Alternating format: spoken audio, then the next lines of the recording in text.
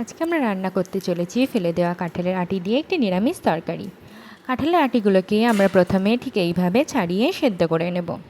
এই রান্নাটা করার জন্য আমাদের লাগবে সেদ্ধ করা কাঁঠালের আটি, নারকেলের দুধ, সামান্য আদা জিরে বাটা এবং দুটো কাঁচা লঙ্কা। আমি কড়াইতে তেল গরম করে তাতে সোমবড়া দিয়ে দিয়েছি। এবার দিয়ে দেব এতে ডুমো ডুমো করে রাখা আলুগুলোকে লাল লাল ভেজে নেব। এবার আলুগুলো লাল লাল ভাজা হয়ে গেলে আগে থেকে সিদ্ধ করে রাখা কাঁঠালের আটিগুলো আমি এতে দিয়ে দেব।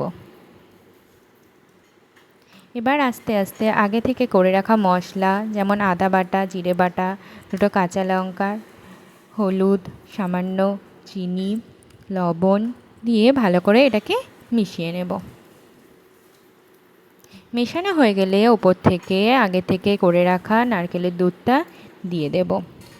আর এর সাথে দিয়ে দেব সামান্য জল, যাতে আলুগুলো ভালো করে সিদ্ধ হয়ে যায়।